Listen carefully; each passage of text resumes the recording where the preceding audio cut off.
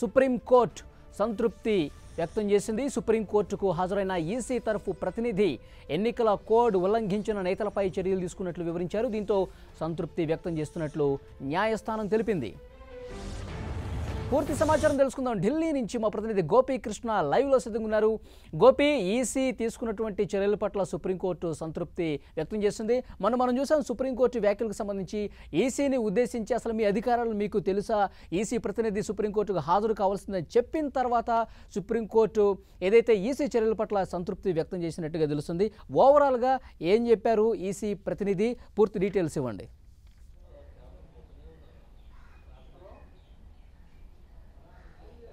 ఎన్నికల ప్రచారాల్లో భాగంగా రాజకీయ నాయకులు చేస్తున్న మతపరమైన అలాగే విద్వేషపూరితమైన ప్రసంగాల పట్ల ముఖ్యంగా సుప్రీంకోర్టు ఆగ్రహం వ్యక్తం చేసింది. యోగి ఆదిత్యనాథ్ అలాగే మాయావతి వంటి నేతలు చేస్తున్న వ్యాఖ్యలపైన సుప్రీంకోర్టులో ఒక పిటిషన్ దాఖలైంది.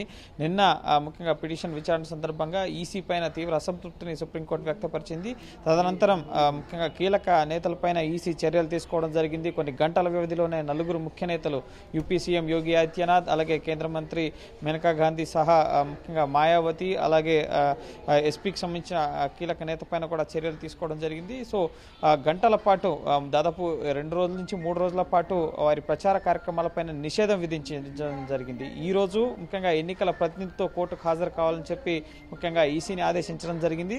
సో మీ అధికారాలు మీకు గుర్తొచ్చినట్లున్నాయి అనే వ్యాఖ్యను సుప్రీంకోర్టు ప్రధాన న్యాయమూర్తి చేయడం జరిగింది. ఈసీ తీసుకున్న చర్యల పట్ల ముఖ్యంగా నేతల ప్రచార కార్యక్రమాలలో ముఖ్యంగా 48 నుంచి 72 గంటల పాటు నిషేధం విధించడం పట్ల ఈసీ తీసుకున్న చర్యల పట్ల ఇటు సుప్రీంకోర్టు సంతృప్తిని వ్యక్తం చేస్తూ ఎటువంటి మధ్యంతర ఉత్తర్వులు అవసరం లేదని చెప్పి సుప్రీంకోర్టు ప్రధాన న్యాయమూర్తి స్పష్టం చేశారు. అలాగే ముఖ్యంగా ఎన్నికల సందర్భంగా ఎన్నికల నియమావళి ఉల్లంఘిస్తున్న నేతలపై వస్తున్న ఫిర్యాదులకు సంబంధించి వెనువెంటనే మేము చర్యలు తీసుకోలేమని చెప్పి ఈసీ నిన్న సుప్రీంకోర్టు చెప్పింది. మొదటగా ఆ కంప్లైంట్ మా వద్దకు వచ్చినప్పుడు దాన్ని ఒక మానిటరింగ్ కమిటీకి మేము పంపించడం జరుగుతుంది. అలాగే ముఖ్యంగా ఎవరైతే నేతలు వ్యాఖ్యలు చేస్తారో వారి నుంచి వివరణ కూడా తీసుకున్న తర్వాతే వారి వివరణ సంతృప్తికరంగా లేదనిపించిన తర్వాతే మేము చర్యలు తీసుకుంటాం. ఇందులో ఎటువంటి అనుమానాలు లేవు.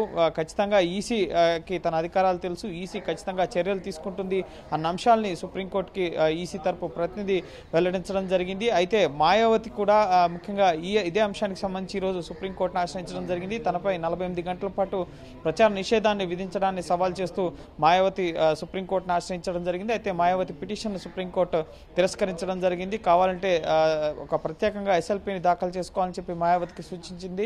కొంతమంది నేతలే టార్గెట్గా ఈ ఎన్నికల సంఘం ముఖ్యంగా ఈ విధంగా చర్యలను తీసుకుంటుంది. అందరి నేతలపైన కూడా చర్యలు తీసుకోవడం లేదు. ఎన్నికల నియమావళి ఉల్లంఘిస్తున్న నేతల్లో ప్రధాని మోడీ, అమిత్ షా వంటి కీలక నేతలు కూడా ఉన్నారు. సో అందరినీ సమానంగా ఈసీ చూడడం లేదు, ఏకపక్షంగా వ్యవహరిస్తుందన్న అంశాలకు సంబంధించి ముఖ్యంగా ఈసీ అధికారాలను క్వశ్చన్ చేసే విధంగా ముఖ్యంగా పిటిషన్ దాఖలు చేయడం జరిగింది. దీనికి సంబంధించి ముఖ్యంగా ఈసీ అధికారాల విషయంలో మేము ఇప్పట్లో జోక్యం చేసుకోలేము, ఈసీ సరైన చర్యలను తీసుకుంటుంది అని చెప్పి సుప్రీంకోర్టు అభిప్రాయపడింది.